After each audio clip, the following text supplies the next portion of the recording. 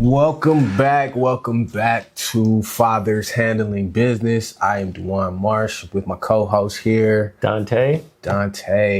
And today we're going to talk a little bit about supporting your children's emotional well-being and how you can do that. Donté here is what are you? Yeah, so I am a licensed marriage and family therapist. Okay. I have a background in psychology, and I also have a background in early childhood education. And yeah, it's something that I'm very passionate about. Okay. I love kids, I love human beings, and I love helping people. So okay. So today we're gonna go through a couple of things that's and a couple of practical steps you can take to help your children and their emotional well-being. So COVID really affected our children the most. yes, In my just what we're seeing. We're seeing the effects of COVID. And when I say COVID, I just mean the lockdown period. Right. Like the period of time where there was no connection. It was all social media only. You know what I'm saying? And then here in America, we went through like a racial awakening or whatever they want to call it. And, so they saw the George Floyd thing. They saw the police brutality was like put on Front Street, full display. They saw the fear mongering going on. And they saw all of this stuff, but as a adolescent, as a teen, as a kid, it's one thing to see it, but it's another thing to like emotionally process it. Right. And I feel, 4 years later, we are seeing the effects of that. absolutely. So you hit the nail on the head. So there were different stages of COVID and how it affected all of us, right? Right. Especially kids who were already born and kind of like living life a little bit and saw life how it was before pre-COVID, right? And then experiencing COVID with, like you said, no connection with human beings, like other than your immediate family. Right. And then how that affected them and how then they, got brought back into like life as we know it as like COVID never existed. Right. Yeah.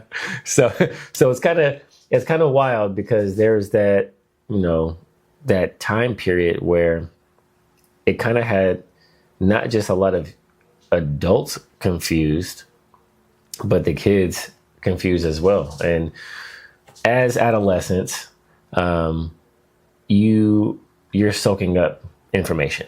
And like you mentioned, all those things that occurred, like you're soaking up information and not knowing what to do with the information, not knowing how to process that information. It's huge. Correct. And so if we are not putting our best foot forward and helping support our kids' emotional well-being, then they're going to try to figure it out on their own, which is not always the best thing to do. It's where a lot of fear comes into place, anxiety, depression. Right. And if they don't have an outlet, if they don't have someone to talk to, someone to bounce questions off of, someone to give them understanding as to what happened, what went on, what is going on, and what will happen later, then they're gonna have a rough time. Right. So one of the things that we talked about is having or teaching your kids like emotional vocabulary. Right. So there's a lot of these buzzwords that are being thrown around now. And you just said some, anxiety, depression, people in their feelings, like what do those things mean, and how can, when they show up, like how can we deal with them? So for instance, one of my sons, he graduated in the COVID year. Okay. So graduated out of high school? Yes, graduated high school. So I had a son that graduated in 2020. Then I had a son that graduated in 2021 when we were still in the thick of it. Like it was still like, you know, social distancing and blah, blah, blah. And then I had a son who is about to graduate this year. So he was just entering high school when that, you know, stuff was going on, when COVID first started. And, you know, he kind of went into a funk. You know, like he kind of turned into, like, he was already turning into a man and trying to figure out who he was. But now he has to deal with all of this stuff on top of it. And, you know, he wore a mask all the way until like last year. You know what I'm saying? Like, really? Oh, yeah. Like, he wasn't having it. He wasn't trying to be around.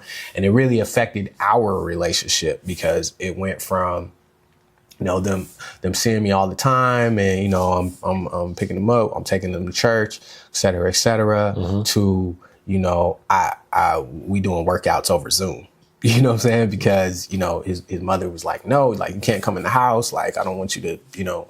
And so it was the relationship there, you know, it kind of fractured a little, not a little bit, but a lot, because of everything that we didn't know. You know what I'm saying? Like, we were all, you know, I'm guilty of this, you know, getting groceries and wiping down my groceries, you know what I'm saying? Because we didn't know, you know, what was on them, or if they were this or if they were that. And so, you know, when these things pop up, like, how can we teach our kids this emotional vocabulary, and then what to do with them? Like, once they know these words, once they know, like, they have anxiety. I've heard a lot of people say, well, it's my anxiety. And they kind of just use that as a crutch. Right. You know what I'm saying? But, like, what can we do to mitigate it?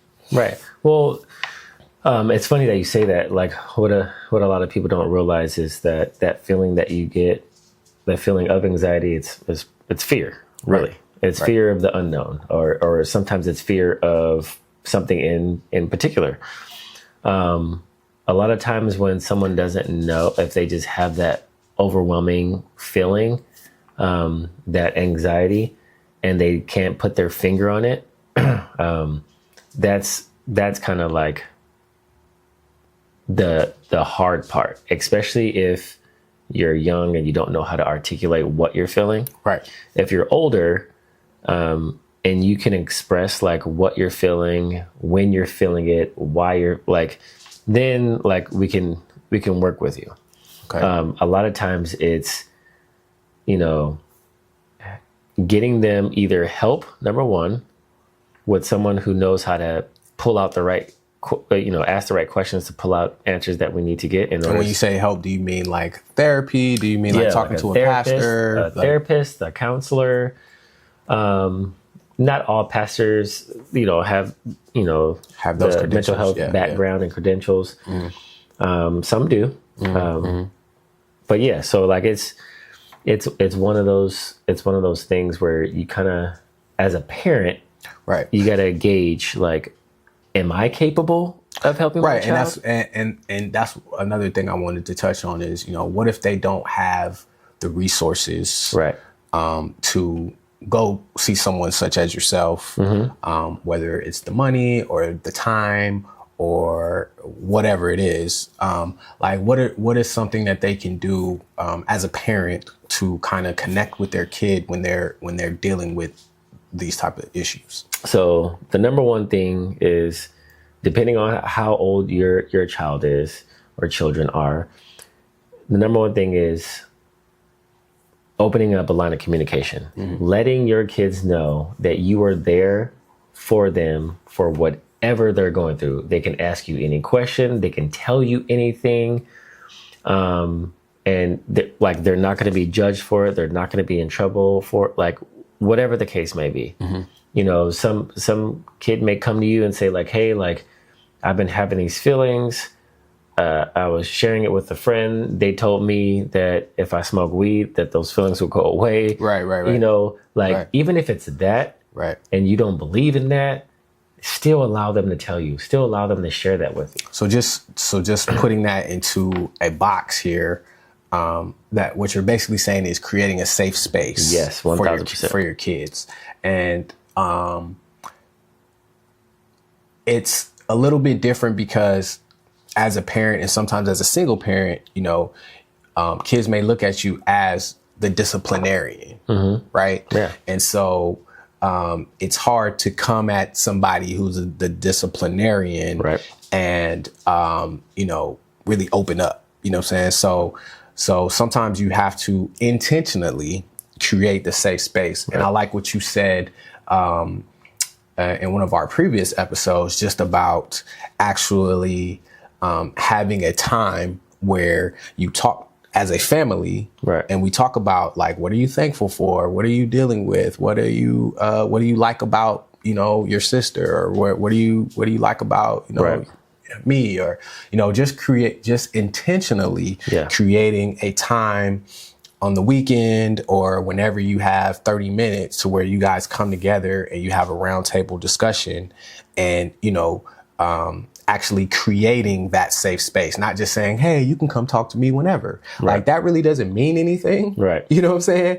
But, actually creating a safe space and doing it on a consistent basis, right, to where, like, every week or every other week or whenever, that, this is our amnesty time where we can just talk, what I'm saying? We can have a heart-to-heart conversation. I'm not going to judge you. You're not going to judge me. We're just gonna talk. Right. You know what I'm saying? So at least that's what I'm hearing you say, actually intentionally creating that safe space, yes, and doing it consistently, even when nothing's wrong. Exactly. Right? Because when you're creating this safe space, you don't want to do it when, and correct me when I'm wrong, if I'm wrong, you don't want to do it when there's something wrong, right? Mm-hmm. Like, you don't want to start it then. Like, you want to start it when things are going right. I guess you can start it whenever, but, you want to start it with some positivity, with some, thankfulness. Feel free to chime in. No, so you're right. You want to start it. You can start it whenever, but right, but you want to present it in a way that this is a time where we share, like, everything that's going on, good, bad, ugly. It doesn't matter, right?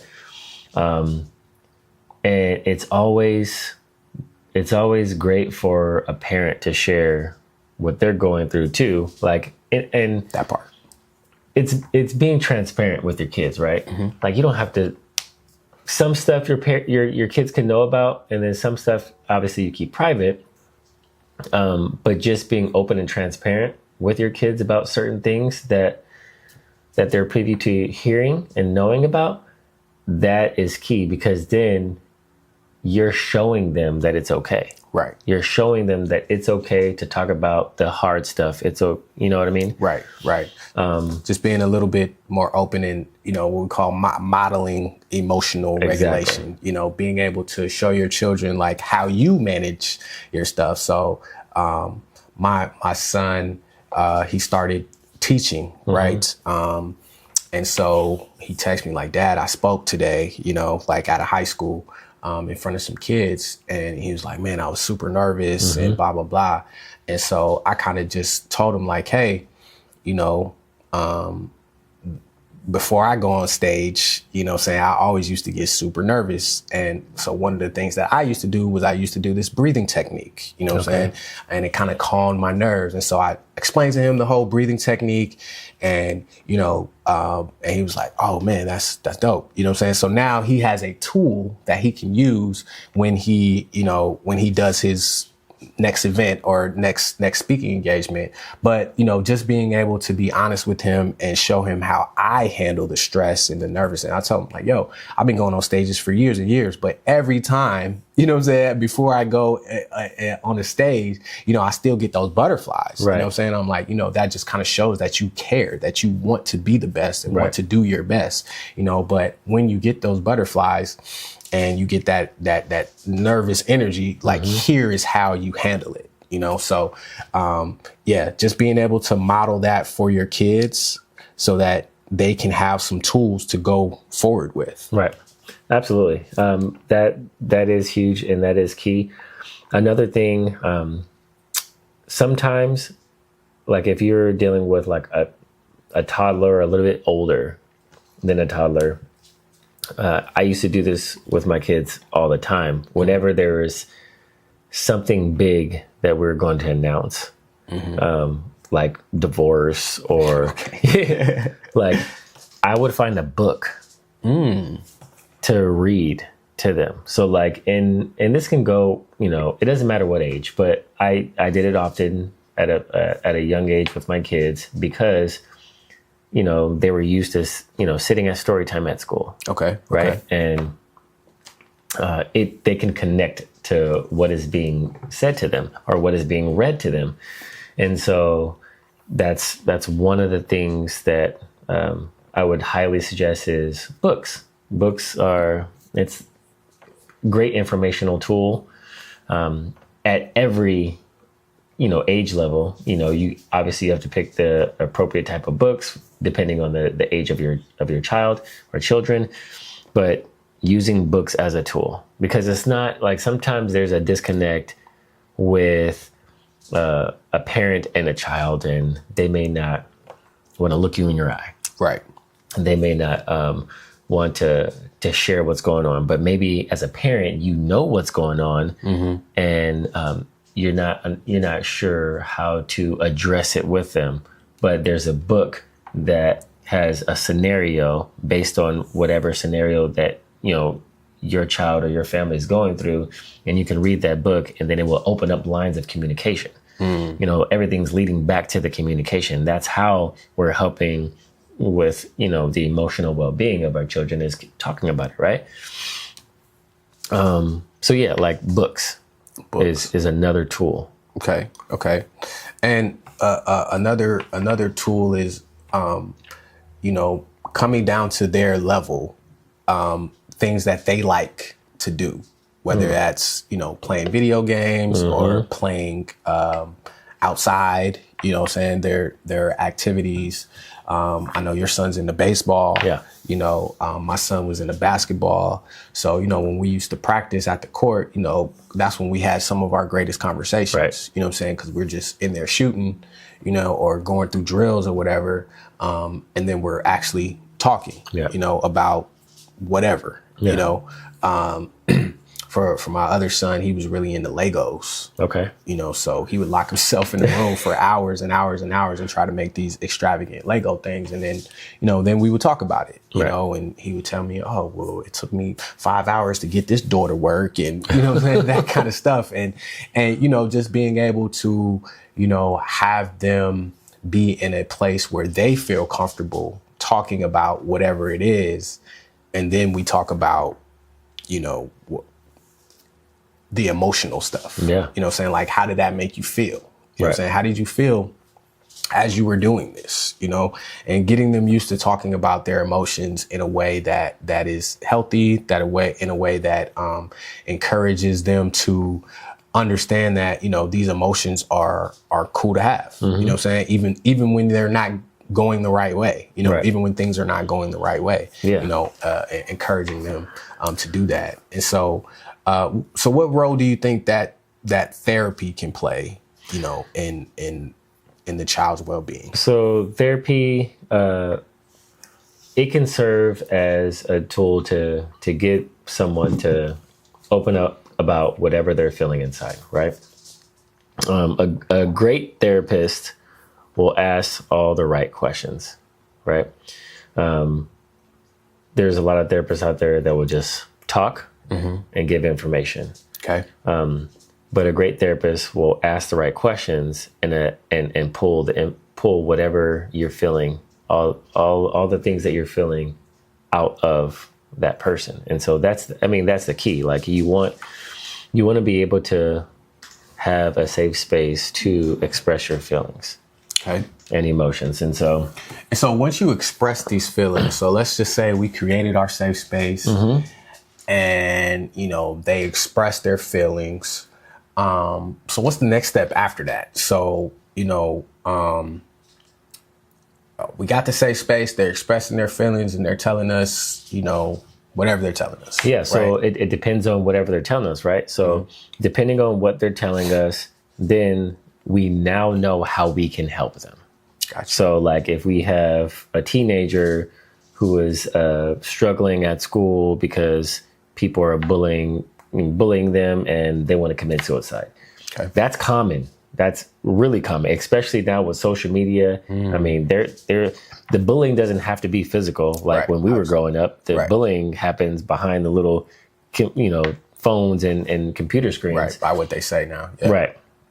And so then you now have you now have something to work with. So, all right, my son, my daughter, they're getting bullied at school. It's being done virtually. And so then you can go through the right channels, get that squared away, and then, get them help however they need help. It's about advocating for your children as well. Once you figure out what's going on in their lives and advocating for them, like, okay, well, I understand that you're feeling this because this happened. And so, we're going to do this to help with that. Got you. So what advice would you give, parents who are dealing with teenagers who are going through, their teenage years, like that? I always say like that 15 to 17 age for boys, especially. That's when they are, trying to buck against the system a little bit and trying to figure out who they are as men. And so they kind of want to come up against you as a father, kind of assert their dominance a little bit. That's when they start being secretive, what I'm saying? And, lying and, maybe hanging out with the wrong crowd. So how would you approach a situation where a son is being secretive, want to be in his room, want to close the door, you know what I'm saying? Recently, one of my friends, like, he found like a burner phone from under his son's pillow. Okay. After his son told him, like, no, I lost my older phone, my other phone, but then he like found it and he was, on there.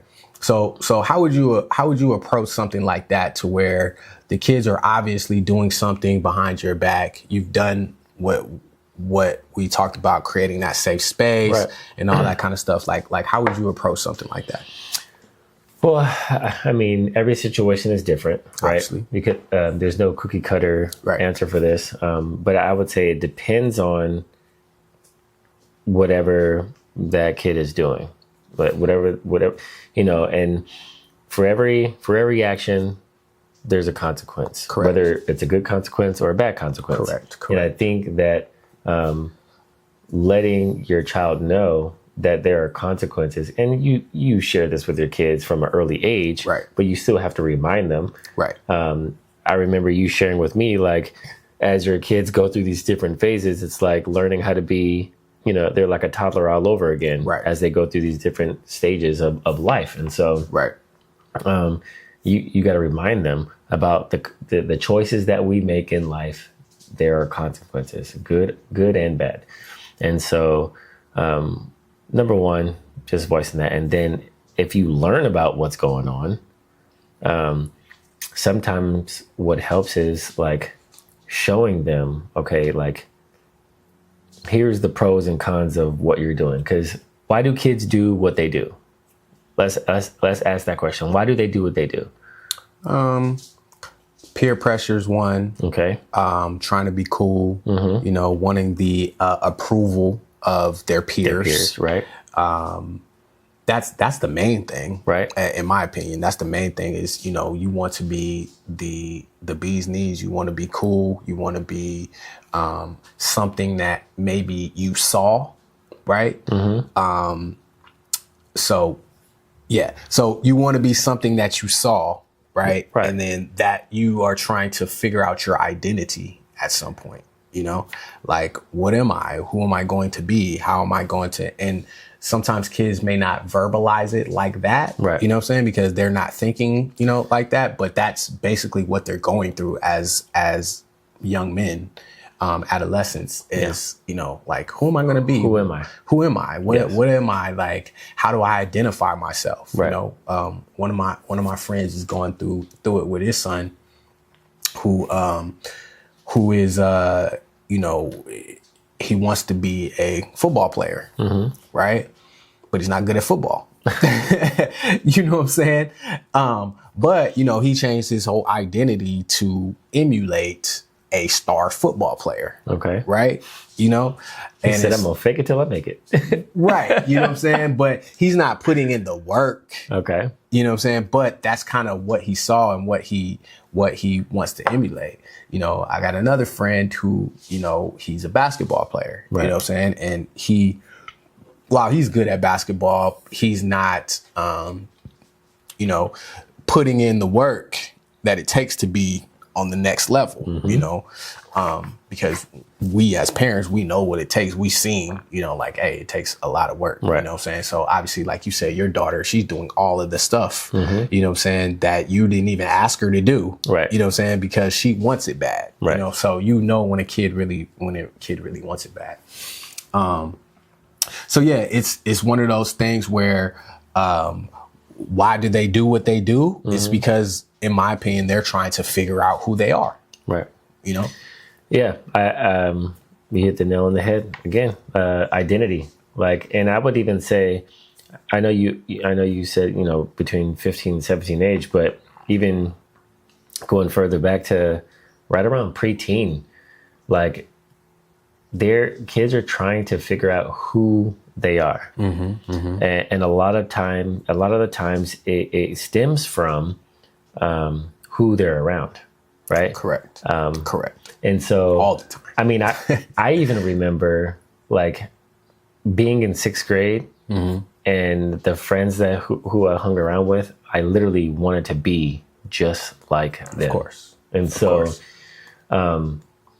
sometimes as parents, we have to show, like, whatever, we have to show our kids exactly who we're going to turn out to be if we continue down that pathway. Yeah. Right.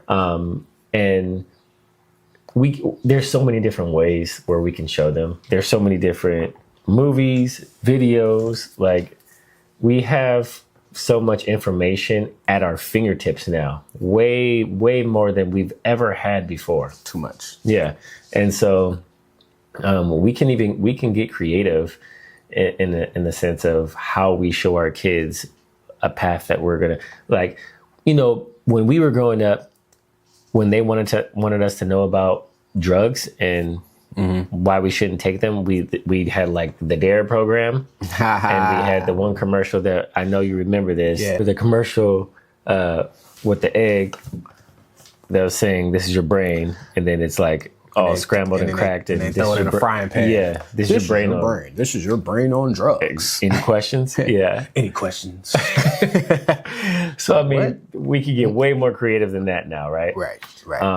And that's just, I mean, we're just talking about drugs here. There's, you know, so many issues, especially in schools now, that kids are, it is hard to be a kid now.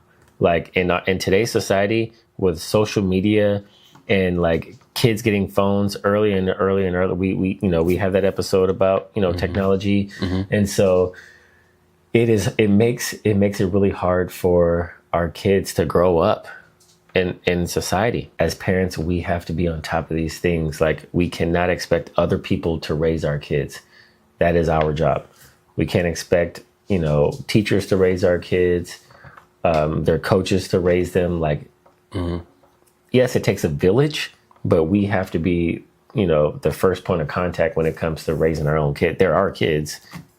God entrusted us to raise them. They are our kids. So my question is about how do we combat the crutches? And when I say the crutches, I see a lot of people using these buzzwords, you know, like depression and anxiety and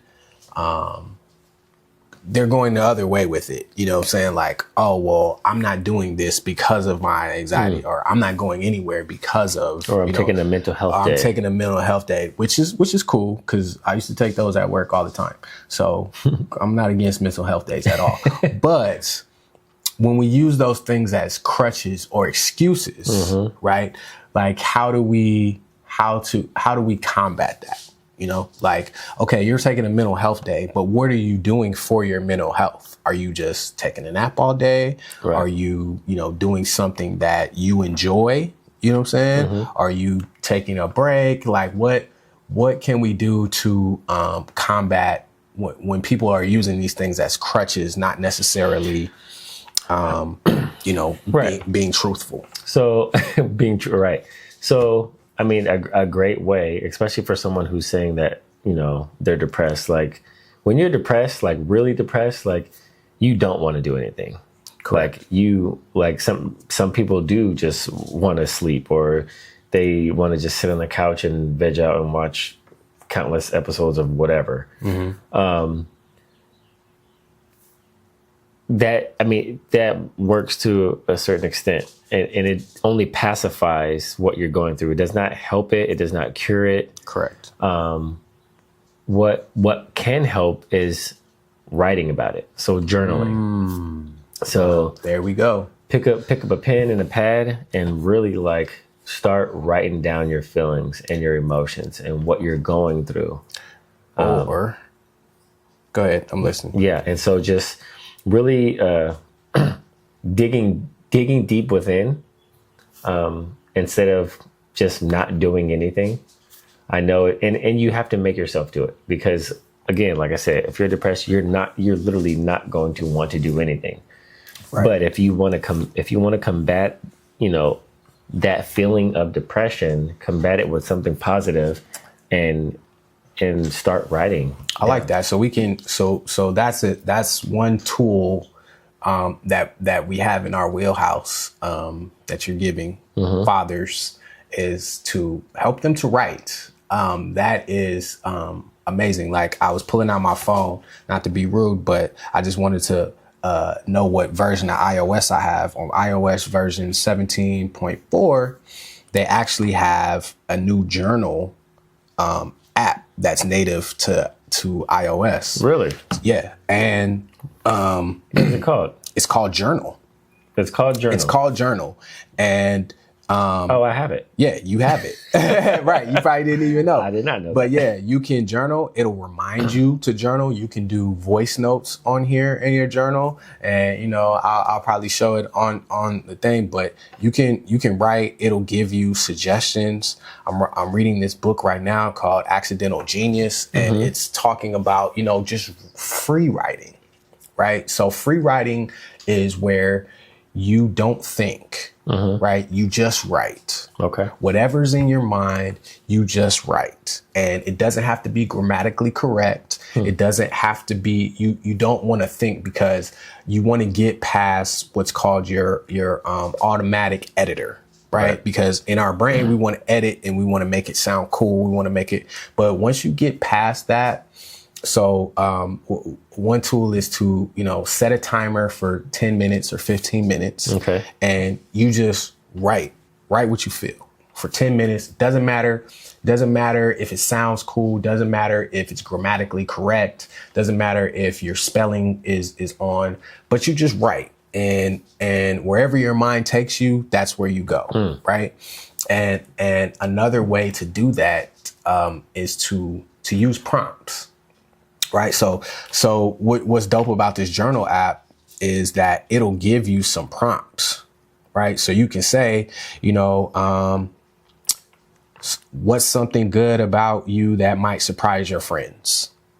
And you just, start writing about that. Okay.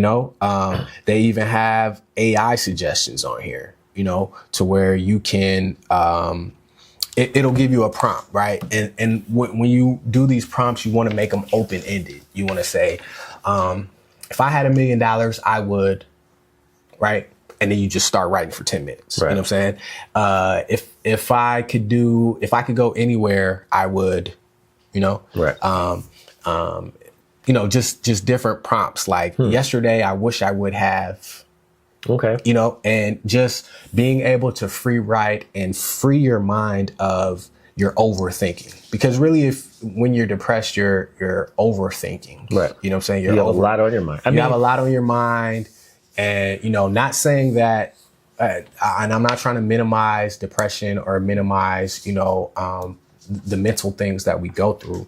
But a lot of it is the attack of the enemy. Let's just be 100%. Right. You know what I'm saying? Like a lot of it is the attack of the enemy on your mind.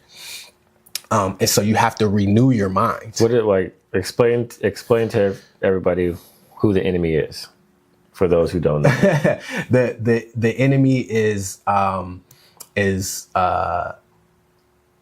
not because I just found out that Satan is a title, it's not a name. So, the devil, the evil ones, the evil spirits, spirits that are not with us, but against us, right? The devil he only comes, he's not even showing up. That's what this verse says. Mm-hmm. He is only coming to kill, steal, and destroy. So that means the devil is not showing up unless he's coming to steal, kill, and destroy. And so everybody is using, I'm a demon when I do this. And like, you are inviting those spirits into your life when you are saying things like that. This is a whole nother conversation, yes. But it's life and death is in the power of the tongue. So you have to really be careful about what you say. I used to get on my kids all the time before they're saying like, yo, I'm gonna kill you, bro. Like I'm killing this and I'm gonna kill, you know what I'm saying? Like, I'm like, yo, don't say that, right. Because you are inviting those spirits into your life. Right. Like the devil doesn't have any power until we give it to him. Right. And so back to what I was saying, when we're dealing with depression, a lot of it is attacks of the enemy on our mind. And so free writing allows us to get past those thoughts, right? You know what I'm saying? And just start writing it out and writing what we're feeling and just unedited, unadulterated. Yeah.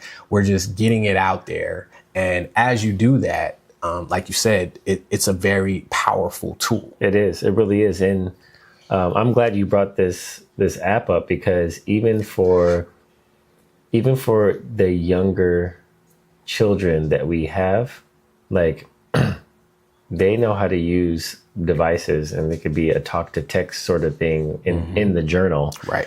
To where they don't have to, write something. Yeah, they can just speak it, and it comes out as you're writing. I used to do a lot of audio notes.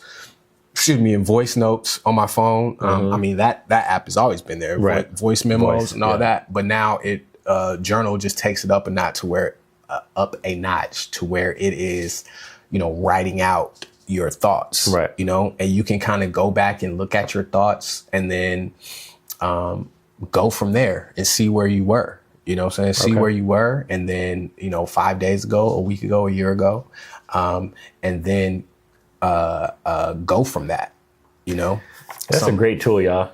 That's a great tool. Yeah. I mean, I'm glad you brought that up about writing because, that's something that I've been on, just when you have doubt in yourself and when you have, things that are going on, a lot of our thoughts are not our own, a lot of our thoughts are implanted in us by the things that we watch. Yep. The people that we are around, the music we listen to, I always caution my children, like, yo, man, like whatever you listen to and whatever you're bringing into your body is going to come out of you. Yep. You know what I'm saying? Whatever you meditate on, it doesn't matter. Whatever you meditate on is going to come out. And how you speak, how you talk, how you move, how you dress. You know what I'm saying? Right. So if you're studying the things of God all day, then that's what's going to come out. Right. If you are listening to whatever, little whoever all day, then, you know what I'm saying, then that's what's going to come out. Right. You're going to start talking like them. You're going to start, acting like them. I mean, I used to listen to Pac all day. I used to listen to gangster rap all day. Like I used to listen to Dog Pound all day, you know what I'm saying? When I was a youngster. And so I think I told you in one of the other episodes, I thought I was a playboy. I thought I was a gangster. I thought I was, you know what I'm saying? I was like, I don't love these, you know what I'm saying? Like that's how I was, but that's what I was listening to every day. And that's what everybody else around me was doing too. You know what I'm saying? And so we were, you know, being affected and, you know, we call it now, we call, you know, hip hop went through what's called a rape culture, you know what I'm saying, in the 90s, you know what I'm saying, where it was just cool. It was a different time. It was just cool to, you know, be disrespectful to women. To women. Like it was just mad cool. And, you know, and I'm sure in hip hop now, I don't really listen to it like that anymore, but I know that in hip hop now, they're still, you know, being disrespectful to women. But, you know, there was a time like where being emotional as a man, that just wasn't. It wasn't a cool thing. It wasn't cool. It wasn't. It wasn't cool. It wasn't cool to show your emotions. Right. Which is kind of weird because anger is an emotion. And so we all reacted to Hit 'Em Up by Tupac. Oh, yeah. Right? Yep. First of all, you know what I'm saying? Like we all reacted to that in an emotional way, but we look at, you know, R&B dudes as being sensitive, you know what I'm saying? Because they're in touch with their emotions, but it's just a different emotion. It's all emotions. Yeah. You know? But yeah, so I don't know how we got on that, but we were just talking about writing. And then we're talking about, you know, what you meditate on, you know? And so back to, you know, helping our kids with their emotions, you know, we are the ones that need to be, you know, influencing them as much as we can.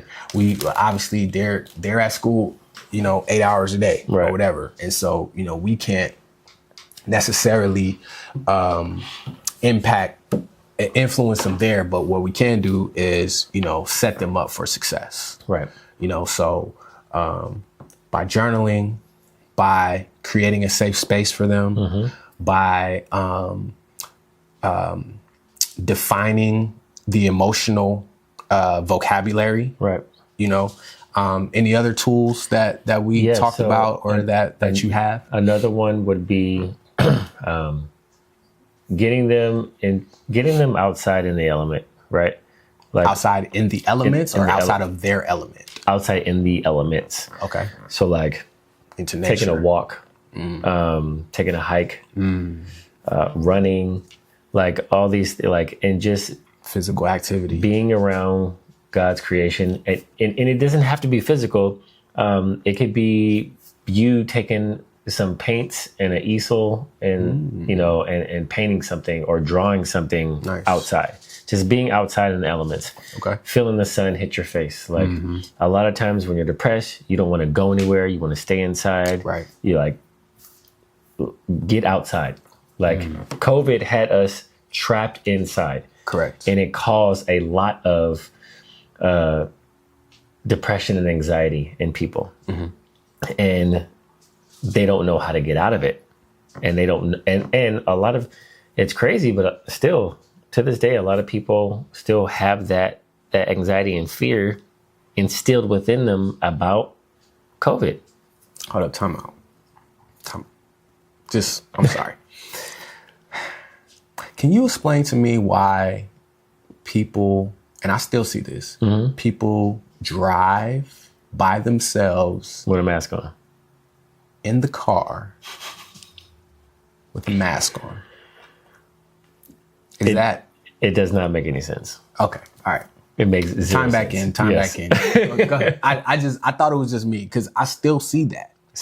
I still see that. Now, granted, you know, this is not a knock on anybody. It's usually older people, and it's usually Asian older people. And this is not a knock against Asians. I'm just saying what I have witnessed. I'm not saying that they are the only ones, but I have seen when I see, and to be fair, I live in an older community with a lot of older Asian people. So this is just my experience from what I see around me. But I have seen a lot of people just out on the street. Riding around in the car by themselves. I have seen a lot of older people in general do that as well. Okay. A lot of it has to do with two things. One, they believe everything they hear on the news. Facts. Stop. Okay. Number two, because they believe everything they hear in the news, they believe that they're the most susceptible ones of, contracting COVID or some whatever other disease or whatever virus, and they're not going to recover from it or they're going to die. So really and truly, in my opinion, that's the reason why. That's so interesting. But okay, cool. I get that. Now I understand that. And so any disease, not just COVID, but the flu, all these diseases, they prey on weaker immune systems. That's a fact. Yep. Okay. Now, if you have a strong immune system, you want to work on your immune system, et cetera, et cetera. But that doesn't explain in the car. Like I haven't even heard that as a thing of being in the car. Like, is it going to come up through the air ventilating system? Now, I could say this. I could say they had the mask on when they were outside their car and they're so used to having their mask on that they just left it. I heard that one too. Now, the wife has said that. Yeah. Like, oh, maybe they just had their mask on and they just left it in. Yeah, like okay, they cool. forgot to take it off. But like I see this all the time. I don't know. This is 2024, 4 years later. It's I don't know. I mean, All what? And I used to feel some type of way, or I used to have a comment about it, but now I don't. I'm like, you know what? I'm gonna let them be. Yeah. I let them live. Like this is not me complaining. This is more me trying to understand. I don't understand the logic behind. I understand everything you're saying about them being more susceptible because they're older. Like I get that. Like I get it 100%. People are nasty. I get it. But in your car by yourself, with nobody else in there, and you're driving with the windows up. This is what we got to do. Because we want to know. The next time we see it, we got to be like, yo, roll the window down. Be like, why is your mask on? Nah, bro. You gonna do that? I'm 100%. Man, you gonna scare one of these people, man. I'm you gonna scare one of these people. They gonna drive over. They gonna be like, oh my gosh. This is why I have my mask on, to stay away from people like you. I won't do it. I mean, yeah. I mean, I like I said, this is not me complaining. This is like, hey, you do whatever you feel is necessary. But I just don't understand the logic behind it. That's all. I'm just asking, and please put in the comments, if you know why. Maybe you have a parent or grandparent, or if you're one of them that does it. I haven't, even stuff on the news. Now I don't watch the news all the time, but I haven't heard anything on the news, or even when COVID was at its height, that said that you can contract it in the car by yourself, and so you need to wear a mask in the car by yourself. Do they even talk about COVID anymore on the news? I don't watch the news. I don't know. But I mean, they did for a long time. So it's definitely ingrained in people's heads. Right. Like we're talking about it right now. Yeah. You know what I'm saying? So it's not even about, it's not even about that. I just don't understand the logic. But I digress. Yes. So time back in. All right.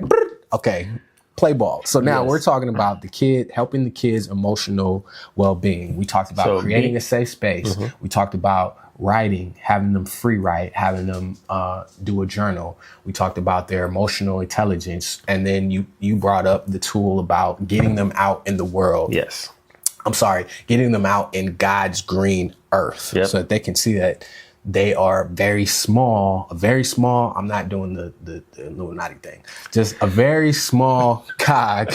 I just want to make that clear. I wasn't trying to do that on purpose or nothing.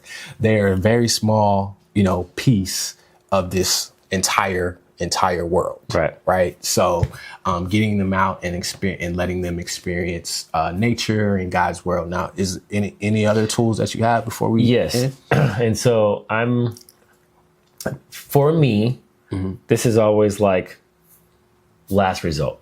There's also for those who believe in God and have a relationship with God, you can always go directly to God, right?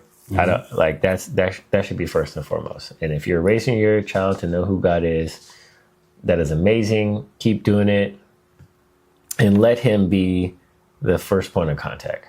Right. Everything else that we just talked about, that's second to God. Right. Always.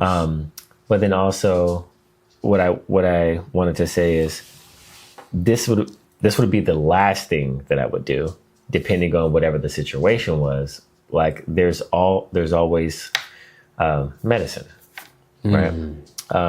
And sometimes people need medicine.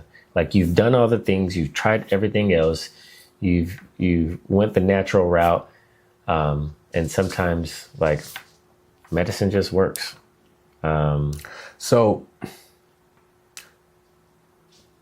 I'm gonna have to disagree with you on that, and not because I don't feel like medicine just works, but the effects of the mental medicine. And now I want to caveat this by saying, every situation is different. You have to do what's best for you and your child. This is just my undoctored opinion.